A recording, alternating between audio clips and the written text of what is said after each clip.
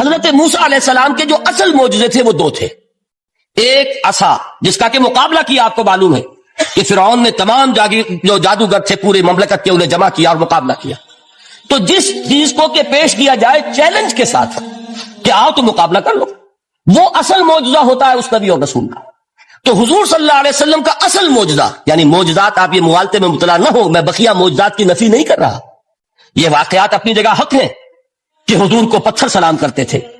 حضور صلی اللہ علیہ وسلم جس کھجور کے تنے کے ساتھ ٹیک لگا کر خطبہ دیا کرتے تھے، جبکہ ابھی مسجد نبی میں ممبر نہیں بنا تھا، جب تعداد زیادہ ہو گئی مسلمانوں کی اور ضرورت محسوس ہوئی کہ ذرا بلند مقام پر کھڑے ہو کر آپ خطبہ ارشاد فرمائیں، تو پھر وہ ممبر بنا کر رکھا گیا. پہلی مرتبہ جب آپ ممبر پر چڑھ رہے تھے خطبہ دینے کے لیے تو اس کھجور کے سوکھے تنے میں سے ایسی آواز آئی جیسے کوئی بچہ بلک بلک کر رو رہا ہو کہ وہ سعادت جو مجھے حاصل رہی تھی آج تک میں محروم ہو گیا. تو یہ انبیاء کا مقام ہے. مولانا روم نے اسی لیے کہا ہے کہ فلسفی کو منکر حنانہ است از حواس انبیاء بیگانہ است. فلسفی اور عقلیت پرست انسان وہ تو حنانہ کا انکار کر دے گا، کیسے ممکن ہے سوکھا تنا اور اس کے اندر سے بچے کی طرح بلکنے کی آواز آئے. لیکن یہ اس لیے کہ وہ انبیاء کے خصوصی احوال جو ہے ان کو جانتا نہیں.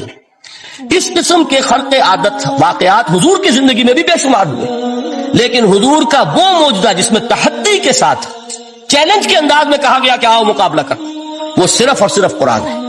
چنانچہ آپ سورہ بنی اسرائیل میں دیکھیں گے قُلْ لَئِنِ اجْتَمَعَتِ الْإِنسُ وَالْجِنُّ عَلَىٰ أَن يَأْتُوا بِمِثْلِ هَٰذَا الْقُرْآنِ لَا يَأْتُونَ بِمِثْلِهِ وَلَوْ كَانَ بَعْضُهُمْ لِبَعْضٍ ظَهِيرًا. اے نبی چیلنج کر دیجئے، اگر تمام انسان اور تمام جن مل کر یہ چاہیں کہ اس قرآن جیسی کوئی تصنیف کر دیں تو چاہے وہ ایک دوسرے کا کتنی بھی اس میں مدد کریں اور تعاون کریں، وہ ہرگز قرآن جیسی کتاب تصنیف نہیں کر سکتے. اس سے آگے بڑھ کر یہ بات کہی گئی اچھا پورا قرآن نہیں لا سکتے، اس قرآن کی طرح کی 10 صورتیں ہی تصنیف کر لو. جب اس کا بھی جواب نہیں دیا گیا تو جسے کہتے ہیں برسبیل تنزل اور پنجابی میں کہتا ہے کہ برے کو گھر تک پہنچانا، وہ برے کو گھر تک پہنچانے کے لیے فرمایا ایک صورت ہی بنا لاؤ. یہ سورہ ہود میں اور سورہ یونس میں یہ مضمون آیا، اور پھر سورہ بقرہ میں ہجرت کے بعد جو پہلی سورت نازل ہوئی اس میں پھر اس کو دوہرا دیا گیا وَإِن كُنتُمْ فِي رَيْبٍ مِّمَّا نَزَّلْنَا عَلَىٰ عَبْدِنَا فَأْتُوا بِسُورَةٍ مِّن مِّثْلِهِ وَادْعُوا شُهَدَاءَكُم مِّن دُونِ اللَّهِ إِن كُنتُمْ صَادِقِينَ. کہ اگر تمہیں کوئی شک ہے اس کتاب کے بارے میں جو ہم نے نازل فرمائی ہے، شک کیا ہوگا؟ شک اسی بات میں ہوگا کہ شاید یہ محمد کا اپنا کلام ہے صلی اللہ علیہ وسلم، یا کوئی اور انسان ہے جو انہیں سکھا پڑھا رہا ہے. اگر تمہیں اس نوعیت کا کوئی شک ہے تو اس جیسی ایک صورت بنا لاؤ. فاتو بسورۃ من مثلی، اور نوٹ کیجئے گا سورۃ العصر بھی صورت ہے، سورۃ الکوثر بھی صورت ہے.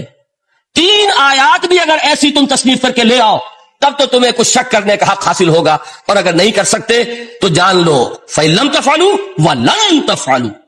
پھر اگر تم ایسا نہ کر سکو اور ہرگز نہیں کر سکو گے، ذرا چیلنج کا انداز دیکھیے کہ ہرگز نہیں کر سکو گے، فَاتَّقُوا النَّارَ الَّتِي وَقُودُهَا النَّاسُ وَالْحِجَارَةُ، ڈرو اس آگ سے جس کا ایندھن بنیں گے انسان اور پتھر. اب اس بات کو سمجھیے کہ تاریخی حقیقت ہے یہ جس کا کوئی کافر انکار نہیں کر سکتا کہ وہ کوئی شخص اس چیلنج کو قبول کرنے کی جرت نہیں کر سکا. اگر جھوٹ موٹ کو بھی کوئی کھڑا ہو جاتا اور کہتا کہ ٹھیک ہے میں نے یہ ایک صورت بنائی ہے اور میرا دعویٰ یہ ہے کہ یہ قرآن جیسی ہے، تو ایک کنٹروورسی تو پیدا ہو جاتی نا. کچھ لوگ چاہے کہتے کہ نہیں یہ قرآن کے سطح کی نہیں ہے، لیکن یہ کہ اس کا دعویٰ تو ہو جاتا. لیکن تاریخ یہ بتا رہی ہے کہ سرے سے کسی شخص نے اس کی جرت نہیں کی. اس درجے وہ قرآن سے مرعوب ہوئے. تو حضور کا سب سے بڑا معجزہ جو آج تک زندہ ہے، اس کو ذہن میں رکھیے، میں نے جو حضرت موسیٰ حضرت عیسیٰ کے معجزات گنوائے ہیں وہ در حقیقت ان کی اپنی ذات کے ساتھ تھے. ید بیضا موسیٰ کے ساتھ تھا، عصا معجزہ اس وقت تھا جب موسیٰ کے ہاتھ میں تھا. اس کے بعد کئی سو برس تک وہ صندوق سکینہ جو ہے، تابوت سکینہ، اس میں وہ عصا رکھا رہا، لیکن اب وہ معجزہ نہیں تھا، وہ سوکھی لکڑی تھی، اس کے سوا کچھ نہیں. تو تمام انبیاء اور رسول کے معجزے ختم ہو گئے، وہ ان کی ذات کے ساتھ تھے. محمد الرسول اللہ کی رسالت دائمی ہے تا قیام قیامت، لہذا معجزہ بھی آپ کا دائمی ہے، وہ معجزہ آج بھی موجود ہے. البتہ میں ادھر ضرور توجہ دلاؤں گا کہ قرآن مجید کے اعجاز کے 3 پہلو ہیں. پہلا پہلو، اور زیادہ تر اسی کی طرف توجہ زیادہ ہوئی ہے، وہ ہے قرآن کی فصاحت، بلاغت، ادبیت، اس کی چاشنی. ظاہر بات ہے کہ اس کا شعور اور ادراک صرف عربوں کو ہو سکتا ہے، بلکہ میرے خیال میں ناراض نہ ہو اہل عرب تو آج کے عربوں کو بھی نہیں ہو سکتا. یہ اسی دور کے عرب، ان کی اپنی جو اس وقت کی زبان تھی، اس زبان میں فصحا، بلغا، شعراء، خطبا، ان کو اتنا زوم تھا کہ وہ باقی پوری دنیا کو کہتے تھے یہ گونگے ہیں، بولنا ہمیں آتا، خطیب ہم ہیں، شاعر ہم ہیں، خطبہ ہم دے سکتے ہیں، شعر ہم کہہ سکتے ہیں، باقی سب تو عجمی ہیں، گونگے ہیں، ان کے اندر نہ فصاحت ہے، نہ بلاغت ہے، نہ ان کے کلام میں چاشنی ہے، نہ اس کے اندر کوئی شکو ہے۔ یہ دعویٰ جنہیں تھا، جب ان کے منہ بند ہو گئے قرآن کو سننے کے بعد کہ اس کلام کا کوئی مقابلہ ممکن نہیں ہے، جو ان کے سبع معلقہ کے شعراء میں سے آخری شاعر وہ ایمان لے آئے، اس کے بعد جب ان سے کہا گیا کہ اب آپ شعر نہیں کہتے، حضرت عمر نے ایک مرتبہ ان سے سوال کیا کیا بات ہے، اب آپ نے شعر کہنے چھوڑ دیے؟ تو ان کا جواب یہ تھا اب بعد القرآن، کیا قرآن کے بعد بھی اس کا امکان ہے کہ کوئی شخص اپنی فصاحت اور بلاغت کا کوئی اظہار کرنا چاہے؟ یہ تو فصاحت اور بلاغت کی ایک معراج ہے کہ جس تک کہ اب کسی انسان کی رسائی ممکن نہیں۔ تو فصاحت اور بلاغت جو ہے قرآن کے اور اس کی ادبیت، در حقیقت اس کا ادراک تو ہو سکتا ہے صرف اہل زبان کو۔ ہم لوگ جو ترجموں سے پڑھتے ہیں، چاہے کتنی ہی گرامر پڑھ لیں، کتنی صرف و نحو پڑھ لیں، واقعہ یہ ہے کہ وہ جو ایک ہوتا ہے نفس پر جب انگلی آتی ہے تو جو ایک آپ کو فیل ہوتی ہے، وہ فیل ہم جو عجمی لوگ ہیں جن کی مادری زبان عربی نہیں ہے، وہ قرآن مجید کی فصاحت اور بلاغت کو اس طور سے نہیں سمجھ سکتے جیسے کہ اہل زبان سمجھ سکتے ہیں، اور خاص طور پر جیسے کہ اس زمانے کے اہل زبان نے سمجھا۔ آج چونکہ عربی زبان ویسے تو جو اس کی فصیح لینگویج ہے وہ جو کی تو اپنی اصل پر قائم ہے، اور وہ اسی قرآن کے طفیل اور قرآن کے صدقے قائم ہے، ورنہ دنیا میں کوئی دوسری زبان نہیں ہے کہ جو 1500 برس تک اتنی پیور رہ جائے، اس میں تبدیلیاں آتی ہیں۔ خود اردو جو ہے 300 برس کی اردو، دکن کی اردو، ذرا اس کو کبھی پڑھیے تو آپ حیران ہوں گے کہ یہ اردو زبان ہے، اور آج کی اردو کوئی اور ہے۔ یہ صرف 200-250 برس کے اندر یہ انقلاب اردو میں ہو چکا ہے۔ عربی زبان 1500 برس سے وہ قائم ہے اپنے اسی جگہ پر، اور وہ صرف قرآن کا اعجاز اور قرآن کا صدقہ ہے۔ لیکن باقی جو اصل میں بولی جانے والی زبانیں ہیں وہ بہت بدل چکی ہیں، لہذا تمام اہل عرب کے لیے بھی اب قرآن کے اس پہلو کو صحیح طور پر سمجھنا ممکن نہیں۔ قرآن کی جو اعجاز کے 2 پہلو ہیں، وہ ہے در حقیقت جو میری اور آپ کی توجہ کے خاص طور پر در حقیقت حقدار ہیں، اور ہمیں ان کی طرف توجہ کرنی چاہیے۔ بدقسمتی سے اس کی طرف عام طور پر علماء نے توجہ نہیں کی، اس کی صرف ادبیت ہی کا چرچا ہوتا ہے۔ اصل میں قرآن مجید علم انسانی کی معراج، فکر، فلسفہ، حکمت، قرآن کی ابدی حکمت، قرآن کا ابدی فلسفہ، قرآن انسانی مسائل کا جو حل دیتا ہے، قرآن نے سوشل سائنسز میں جس طریقے سے رہنمائی کی ہے، یہ 2 پہلو ہیں اس کے اعجاز کے، جس کی کہ آج ہمیں ضرورت ہے کہ ہم اس کا شعور اور ادراک حاصل کریں۔ اس کے ضمن میں میں خاص طور پر علامہ اقبال کا نام لینا چاہتا ہوں۔ میرے نزدیک اس دور میں قرآن مجید کے اس اعجاز اور اس کے ایک معجزہ ہونے کے لیے سب سے بڑی دلیل علامہ اقبال کی شخصیت ہے۔ وجہ کیا ہے کہ علامہ اقبال علماء کے طبقے میں سے نہیں تھے۔ ظاہر بات ہے کہ جن کا پورا جو ہے، جن کی زندگی گزرتی ہو قال اللہ قال الرسول میں، ان کے دلوں میں عظمت قرآن کی، ان کے دلوں میں حضور کی محبت، یہ تو سمجھیے کہ ہونی ہی چاہیے، ان کے شب و روز اسی میں گزرتے ہیں۔ لیکن یہ کہ ایک ایسا شخص جس کی تعلیم ہے کالجوں کی، یونیورسٹیوں کی، جس نے مشرق اور مغرب کے فلسفے کھنگال ڈالے، وہ شخص، اور وہ بھی اس دور میں جبکہ ہم پر مغرب سے مروبیت بہت شدید تھی۔ آج تو وہ مروبیت بہت کم ہو چکی ہے۔ آج تو ہمارا عام نوجوان جو ہے وہ آنکھوں میں آنکھیں ڈال کر بات کرتا ہے، اس میں خود اعتمادی ہے۔ ہمارا بھی اپنا ایک معاشی نظام ہے، ہمارا اپنا ایک سیاسی نظام ہے، ہمارا ایک اپنا سماجی نظام ہے، ہماری اپنی سوشل ویلیوز ہیں۔ آج کا نوجوان الحمدللہ احیاء اسلام کی وہ جد و جہد جو ہے وہ مرحلہ در مرحلہ بہرحال آگے بڑھ رہی ہے، وقت لگے گا، لیکن یہ کہ اس میں یقیناً ترقی ہوئی ہے۔ اسی کا مظہر یہ ہے کہ خود اعتمادی ہے، وی ہیو کانفیڈنس۔ ہم جانتے ہیں کہ اسلام ایک دین ہے، مکمل دین ہے، اس کے پاس زندگی کے تمام مسائل کا حل ہے۔ لیکن یہ ہے آج 1985 کی بات، علامہ اقبال اس صدی کے آغاز میں گئے ہیں یورپ، جبکہ ہم محکوم تھے انگریز کے۔ ایک حاکم قوم کے ہاں جا کر اس سے مروبیت کتنی شدید اس وقت تھی، جو جاتا تھا اکثر و بیشتر جو ہے واپس آتا تھا تو کھڑے ہو کر پیشاب کرنا ضروری سمجھتا تھا، اس لیے کہ اس نے وہاں پر لوگوں کو یہی کرتے دیکھا۔ ان کا لباس، ان کی وضاقت، ان کی تہذیب، ان کا تمدن، ہر طرح سے ان کے گن گاتا ہوا، ان کے لیے وہ بہت قصیدے جو ہے تعریف کے کہتا ہوا آتا تھا۔ لیکن ایک علامہ اقبال کی شخصیت وہ ہے کہ وہ یہ خود کہتے ہیں کہ میں اس آگ میں ڈالا گیا ہوں مثل خلیل، مغربی تہذیب کے اس الاؤ میں مجھے اس طرح ڈالا اللہ نے جیسے کہ حضرت ابراہیم کو آگ میں ڈلوایا۔ میں اس تہذیب کے اس الاؤ کے اندر سے ہو کر آ رہا ہوں، اور میں نے یہ دیکھ لیا ہے کہ یہ تہذیب کھوکھلی ہے، اس کے اندر کوئی پائیداری نہیں ہے، نظر کو خیرہ کرتی ہے تب چمک تہذیب حاضر کی، یہ صناعی مگر جھوٹے نگوں کی ریزہ کاری ہے۔ اور دیار مغرب کے رہنے والوں، خدا کی بستی دکان نہیں ہے، کھڑا جسے تم سمجھ رہے ہو وہ اب زرے کا معیار ہوگا۔ تمہاری تہذیب اپنے خنجر سے آپ ہی خودکشی کرے گی، جو شاخ نازک پہ آشیانہ بنے گا لا پائیدار ہوگا۔ اب آپ اندازہ کیجئے وہ شخص جو بنیادی طور پر فلسفی ہے، فلسفے کا طالب علم ہے، وہ جرمنی اور انگلستان میں جا کر فلسفے کھنگالنے کے بعد اسے اگر تسکین حاصل ہوئی، اس کے جو علم کی پیاس تھی اگر اسے سیری حاصل ہوئی تو صرف قرآن کے ذریعے سے، نہ کہیں جہاں میں اما ملی، جو اما ملی تو کہاں ملی میرے جرم خانہ خراب کو تیرے عفو بندہ نواز میں۔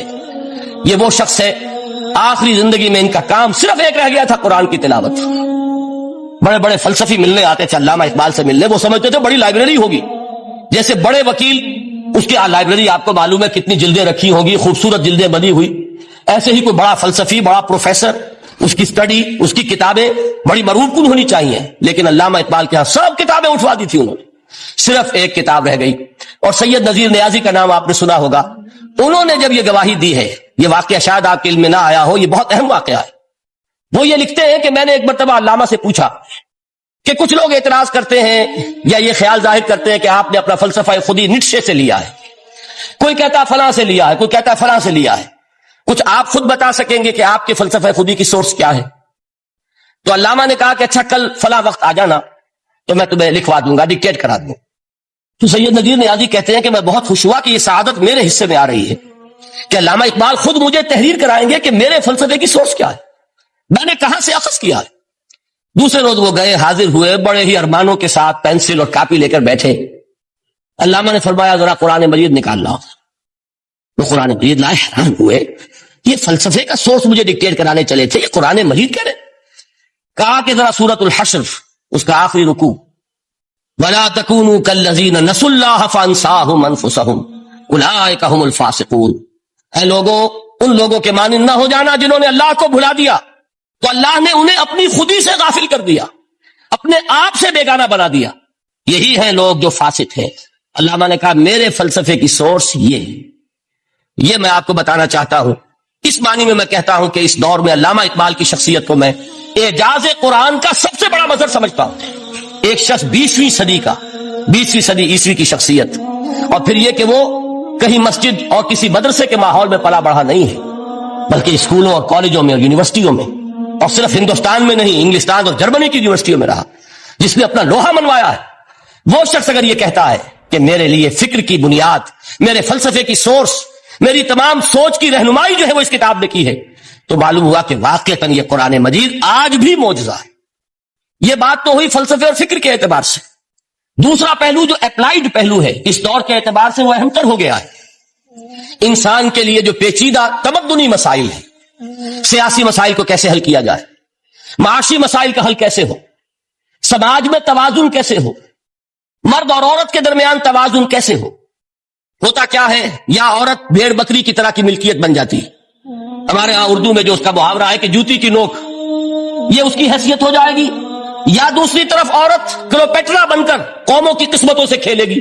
دنیا میں یہ دو انتہائیں ہوئی ہیں، کہاں نقطہ عدل کہاں ہے، کیسے بیلنس جو ہے اسٹرائک کیا جائے، مردوں کے حقوق اور فرائض اور خواتین کے حقوق اور فرائض، اس میں صحیح ترین ایکویشن ہے کیا؟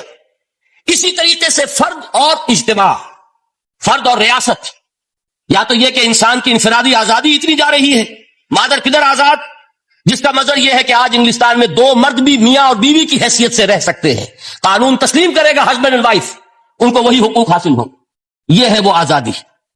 اور یا پھر یہ ہے کہ جو روس میں ہے یا دوسرے ممالک میں ہے کہ آزادی بالکل ختم، اور معلوم ہوا کہ ایک ٹوٹلیٹیرین سوسائٹی ہے، مستبدانہ نظام ہے۔ ان کے درمیان نقطہ عدل کہاں ہے؟ اسی طرح سرمایہ اور محنت، اگر ذرا سا سرمایہ کو چھوٹ ملتی ہے وہ مزدور کا خون چوستا ہے اور اس کا حق اس کو نہیں دیتا۔ اقبال نے بہت خوبصورت انداز میں کہا ہے کہ خواجہ از خون رگے مزدور سازد لال ناب، از جفائے دہ خدایاں کشت دہ کا نا خراب۔ انقلاب انقلاب ہے انقلاب۔ ایک طرف سرمایہ دار ہے جو مزدور کی رگوں میں سے خون نچوڑ کر سرخ شراب کا پیمانہ لے کر بیٹھا ہوا ہے، وہ در حقیقت مزدور کا خون ہے جو پی رہا ہے۔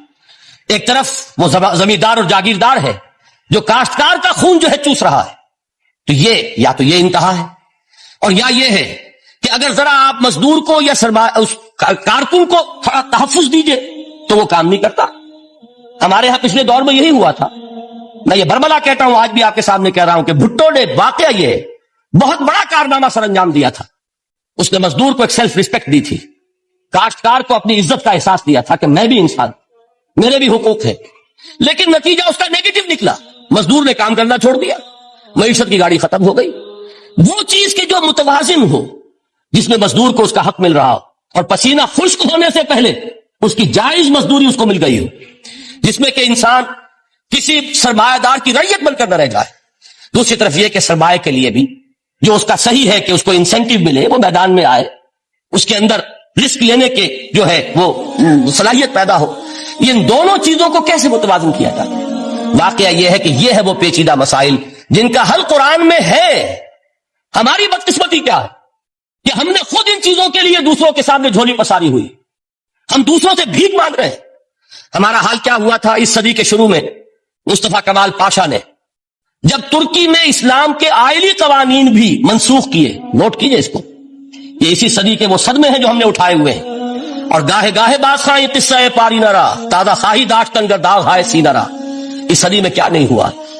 عربوں کی ریوولٹ ترکوں کے خلاف، ان کے پیٹھ میں جو خنجر بھونپا، اور ایک انگریز، ایک کرنل لارنس کی وہ ساری شرارت، اس کے نتیجے میں ایک عظیم مملکت عثمانیہ، سلطنت عثمانیہ، دی گریٹ آٹومان امپائر، اس کے چیتڑے اڑ گئے. اور اس کے بعد وعدے کیے تھے عربوں سے کہ ہم تمہیں حکومت دیں گے. ہوا کیا کہ ان کے چھوٹے چھوٹے ٹکڑے کیے اور تقسیم کر لیے. مغربی سامراج کا دور شروع ہو گیا. اس کا ایک رد عمل مصطفیٰ کمال پر اس درجے شدید ہوا، اس نے ہر چیز جس کا تعلق عربوں سے تھا اس کو ختم کر دیا، ملک بدر کر دیا. عربی میں اذان نہیں ہوگی، عربی میں نماز نہیں پڑھی جائے گی. اور اسی کے ضمن میں یہاں تک گیا کہ فیملی لاز بھی، رومن لاز جو ہے وہ نافذ کیے. تو یورپ کے اخبارات نے اس وقت یہ طنز کیا تھا مسلمانوں پر، یہ مسلمان عجیب قوم ہے، کہتے یہ ہے کہ ہمارے پاس دنیا کا بہترین ضابطہ ہے، بہترین قانون ہے، ہمارے قانون سے بہتر کسی کا قانون نہیں. اور حال یہ ہے کہ فیملی لاز کے لیے بھی یہ ہم سے بھیک مانگ رہے ہیں، ہم سے وہ قوانین لے کر اپنے ہاں نافذ کر رہے ہیں.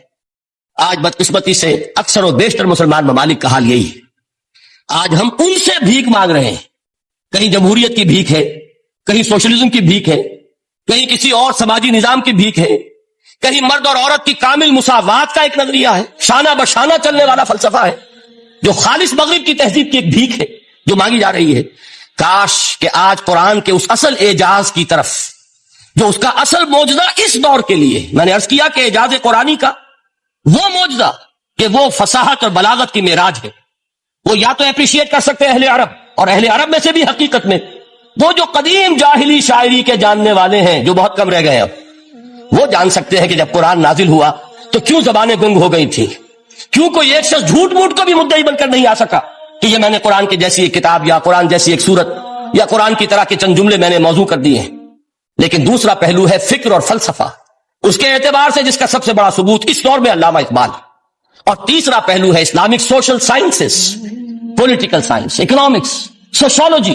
اس میں جو کچھ قرآن نے دیا ہے، جو آج بھی انسان کی رہنمائی کے لیے بہترین نظام ہے، اس نظام کو ہم سمجھیں، اسے دنیا کے سامنے پیش کریں، تب در حقیقت قرآن مجید کا اعجاز سامنے آئے.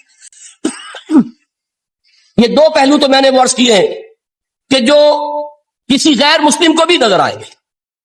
قرآن کا پریزروڈ ہونا، اس کی انٹیگریٹی، اوتھینٹسٹی، یہ چیزیں وہ ہے کہ جو سب نے مانی.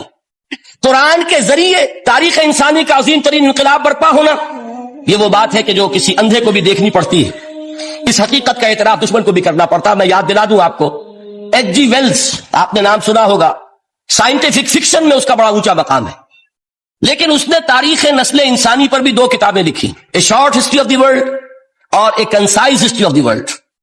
Concise history of the world میں وہ شخص حضور کے ذکر پر جب آتا ہے، تو میں صرف ذکر کر رہا ہوں، نقل کفر نہ باشد، اس نے حضور کی شخصیت پر بڑے رقیق حملے کیے، بڑے گھٹیا حملے کیے. حضور کی خاص طور پر تعدد ازدواج کا جو معاملہ ہے، یہ کڑوی گولی ان کے حلق سے اتر نہیں سکتی، اس لیے کہ ان کا آئیڈیل ہے حضرت مسیح اور حضرت یحییٰ، جان دی بیپٹسٹ اینڈ جیسس آف نزارت. ان دونوں نے ایک شادی بھی نہیں کی، تجرد کی زندگی بسر کی، لہذا ایک شادی بھی ان کے نزدیک گھٹیا فعل ہے. تو حضور نے تو کی ہے 11 شادیاں، 11 نکاح کے. یہ جو کڑوی گولی ہے یہ ان کے حلق سے نیچے نہیں اترتی، اس لیے میں انہیں معذور سمجھتا ہوں۔ تو اس نے اس پہلو سے تو بڑے حملے کیے، لیکن خطبہ حجۃ الوداع کے وہ جملے جو ہے تاریخی پورے کے پورے اس نے کوٹ کیے، لا فصل لعربی علی عجمی ولا لعجمی علی عربی ولا لاحمر علی اسود ولا لاسود علی احمر الا بالتقوى كلكم بنو آدم وآدم من تراب۔ کسی عرب کو کسی عجمی پر کوئی فضیلت نہیں، کسی عجمی کو کسی عرب پر کوئی فضیلت نہیں، کسی گورے کو کسی کالے پر کوئی فضیلت نہیں، کسی کالے کو کسی گورے پر کوئی فضیلت نہیں سوائے تقوی کے۔ تم سب کے سب آدم کی اولاد ہو اور آدم مٹی سے بنائے گئے تھے۔ یہ الفاظ لکھ کر کہتا ہے کہ جہاں تک human fraternity, equality and freedom, تین الفاظ نوٹ کیجئے، انسانی حریت، انسانی مساوات، انسانی اخوت، کہتا ہے جہاں تک ان تین چیزوں کے واز ہیں، سرمنس کا تعلق ہے، وہ تو دنیا میں پہلے بھی بہت کہے گئے۔ عیسائی ہونے کے باوجود خاص طور پر نام لیتا ہے جیزس آف نزارت۔ سرمنس تو حضرت مسیح کے ہاں بھی بہت مل جائیں گے کہ تمام انسان برابر ہیں، سب کو بھائی بھائی ہونا چاہیے، سب انسان آزاد ہیں، تمیز بندہ و آقا فساد آدمیت ہے۔ لیکن وہ کہتا ہے کہ یہ ماننا پڑتا ہے تاریخ انسانی میں پہلی مرتبہ ان اصولوں پر ایک انسانی معاشرہ قائم کیا محمد نے صلی اللہ علیہ وسلم۔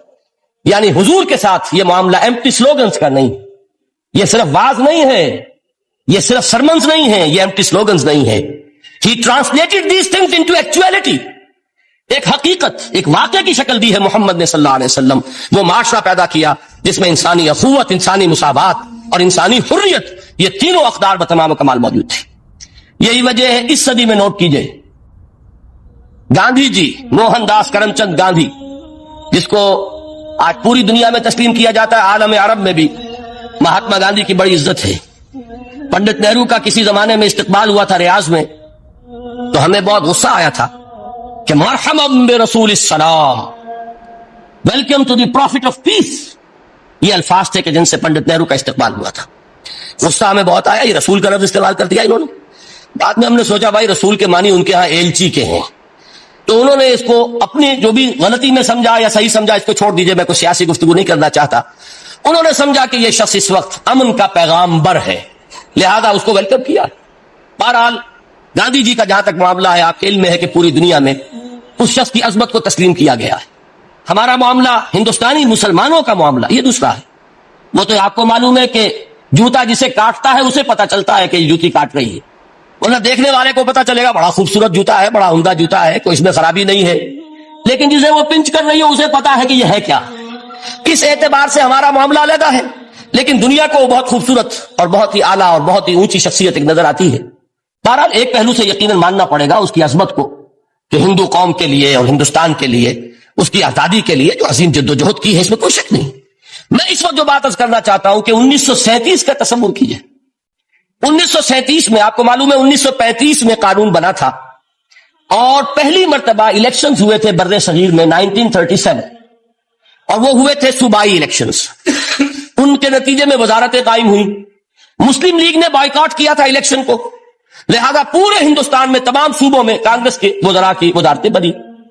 ہریجن اخبار میں ایک مقالہ لکھا تھا گاندھی جی نے اس وقت، جس میں کہ ان کانگریسی وزراء کے سامنے نصیحت کے انداز میں یہ بات رکھی تھی کہ آج جب کہ آپ لوگوں کو اختیار مل رہا ہے اور حکومت، یہ پہلی انسٹالمنٹ تھی جو انگریزوں نے دی تھی ہمیں، سیلف رول یا ہوم رول کی پہلی انسٹالمنٹ تھی، تو جو بھی تمہیں اختیارات مل رہے ہیں اس میں میں تمہارے سامنے حضرت ابو بکر اور حضرت عمر کی مثال رکھتا ہوں۔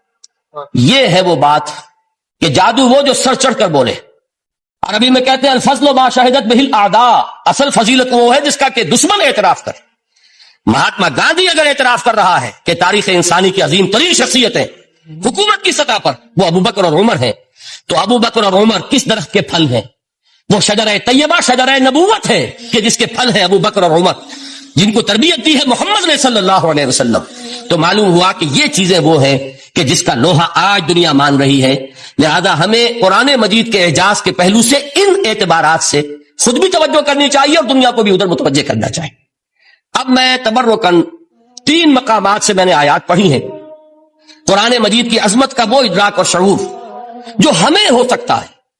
ہم وہ کہ جو قرآن کو مانتے ہیں اللہ کا کلام، ہم اس بنیاد پر سمجھے کہ اللہ نے اپنے کلام کی کیا مدح کی ہے۔ اور نمبر 2 یہ فارسی کا ایک مصرع ہے کہ قدر گوہر شاہ دانت یا بے دانت گوہری، ہیرے جواہرات کی قدر و قیمت یا بادشاہوں کو معلوم ہوتی ہے جو ان میں کھیلتے ہیں، اور یا یہ کہ جوہری کو جو ان کا کاروبار کرتا ہے، جانتا ہے، پہچان ہے، پرکھتا ہے۔ عام آدمی کو کیا پتا، اس کے ہاتھ پہ اگر کوئی آپ ہیرا رکھ دیں وہ سمجھے شاید کوئی کانچ کا ٹکڑا، اسے اس کے اندر کوئی فرق محسوس نہیں ہوگا۔ قدر گوہر شاہ داند یا بے داند گوہری، کہ ہیرے جواہرات جو ہیں ان کی قدر و قیمت کا اندازہ یا بادشاہوں کو ہوتا ہے یا جوہری کو ہوتا ہے۔ تو قرآن مجید کا عظمت کا صحیح ادراک یا اللہ کو ہے یا محمد الرسول اللہ کو ہے صلی اللہ علیہ وسلم۔ باقی جو کچھ دنیا دیکھتی ہے وہ ظاہر کا ایک پہلو ہے، وہ تاریخی حقائق ہیں جو میں نے آپ کے سامنے رکھے۔ باقی قرآن مجید کی عظمت کا کوئی صحیح ادراک ہو سکتا ہے یا وہ اللہ تعالیٰ کی زبانی اور یا ہوگا محمد الرسول اللہ صلی اللہ علیہ وسلم کے فرامین کی روح سے۔